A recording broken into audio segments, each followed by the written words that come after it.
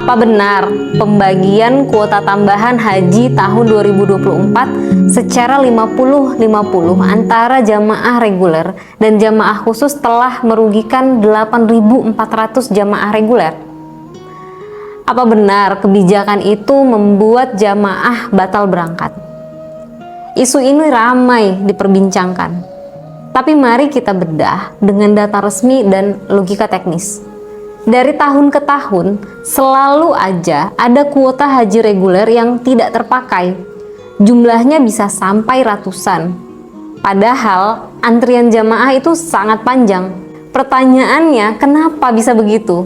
Bahkan di 2024, sebagai tahun yang mencatat tingkat serapan tertinggi, tetap aja masih ada kuota reguler yang tersisa, meski jumlahnya kecil.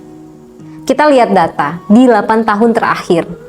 Tahun 2015 kuota yang tersisa ada 744 kuota. 2016 sisanya 759. 2017 sisa 935. 2018 sisa 649 kuota. 2019 sisa 1268. Besar sekali. 2022 bersisa 157. 2023 sisa kuota 898 dan 2024 sisa kuota 45. Faktanya tambahan haji reguler sebanyak 10.000 pada tahun 2024 tetap tidak terserap penuh. Masih aja ada 45 kuota reguler yang tersisa atau tidak terpakai dalam pemanfaatan kuota tambahan. Artinya, daya serap jamaah reguler memang udah terbatas. Bahkan ketika diberi tambahan gede, tetap aja sisa. Bagaimana mungkin lalu diklaim reguler masih bisa menyerap 8.400 kuota tambahan lagi? Kalau yang 10.000 ini aja masih sisa 45. Lalu kenapa kuota bisa tersisa padahal antrian jamaah reguler itu panjang? Jawabannya ada pada faktor teknis yang orang nggak memahami. Apa aja? Ada waktu pengumuman kuota yang kuota tambahan itu pengumumannya sangat mepet. 2024 praktis cuma 4 bulan lebih kurang ya. Kemudian pelunasan biaya yang harus dilakukan cepat, pendataan yang harus dilakukan cepat. Sementara tidak semua jamaah siap berangkat secara mendadak. Ada pula syarat administratif seperti paspor, visa, dan verifikasi lainnya yang butuh waktu, termasuk pemeriksaan kesehatan dan vaksinasi yang nggak bisa instan. Validasi administrasi di Kemenak juga harus dilalui. Ini kita belum bicara soal kapasitas di Mina, ya. Karena ada kebijakan zonasi yang berdampak terhadap penempatan jamaah termasuk biaya. Haji reguler itu disubsidi dengan nilai manfaat haji, sehingga ini tentu menjadi pertimbangan.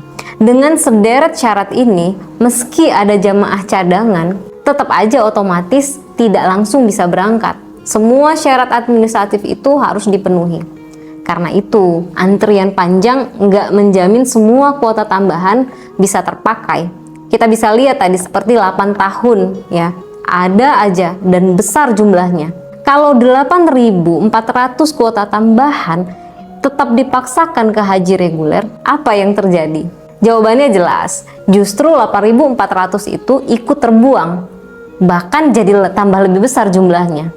Hitungan kasar sederhananya nih, 8.400 kemudian dipaksakan ke reguler yang tidak terserap karena sudah bersisa 45 sisa yang nyata terjadi, maka totalnya akan bersisa 8.445 kuota. Ini sudah fix tidak akan terpakai karena 10.000 aja tidak terpakai. Inilah bukti bahwa narasi 8.400 jamaah reguler dirugikan atau batal berangkat itu tidak sesuai dengan realitanya. Yang benar adalah reguler memang sudah tidak bisa menyerap lebih banyak kuota tambahan. Itu tidak saja hanya terjadi di 2024, tetapi di tahun-tahun sebelumnya. Di tahun 2023, Komisi 8 DPR selalu menegaskan kuota tambahan jangan sampai ada yang terbuang. Bahkan satu kuota pun jangan sampai ada yang terbuang. Mereka selalu bilang kalau tidak bisa diserap oleh haji jamaah reguler, maka serahkan kepada haji khusus. Itulah mandat politik yang kuat dari DPR agar tambahan ini benar-benar dipakai oleh jamaah.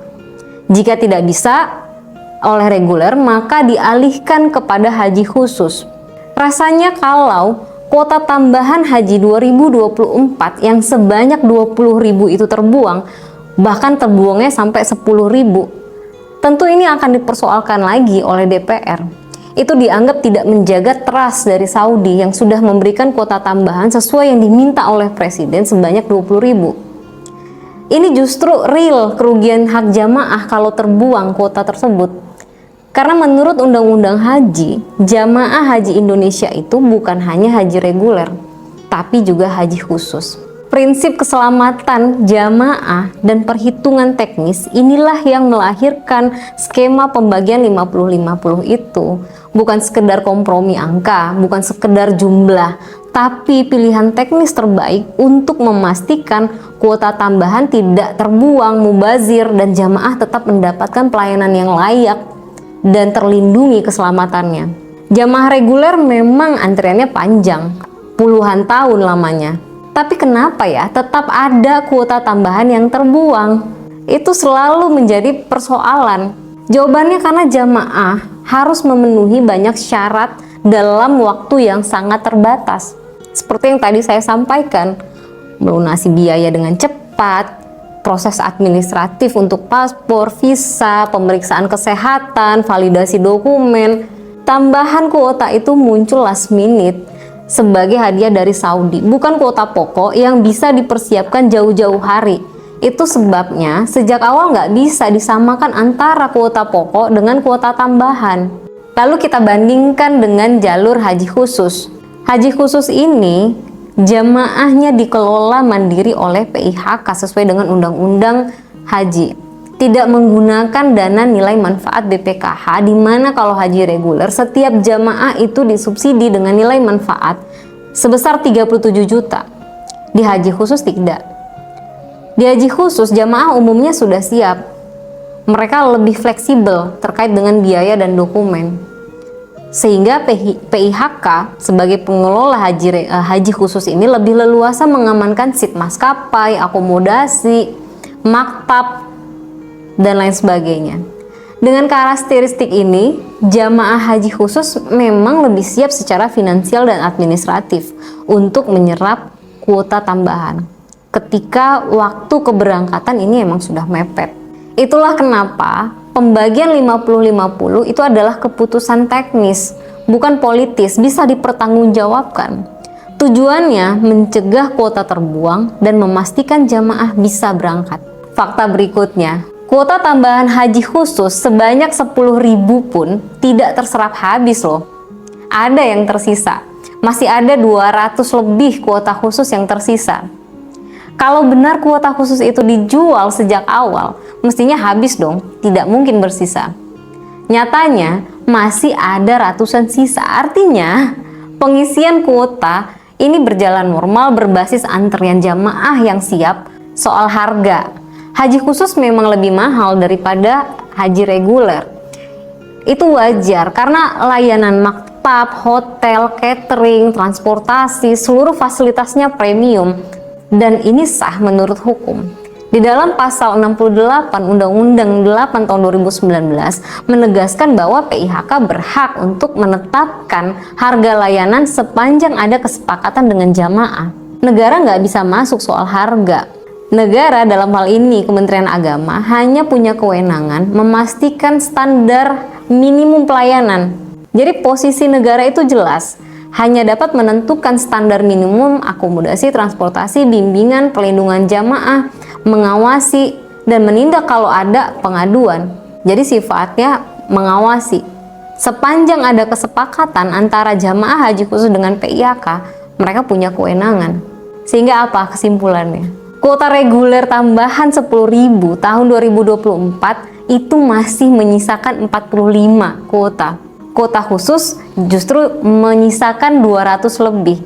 Tanpa skema 50-50, justru ada 8.445 kuota terancam terbuang.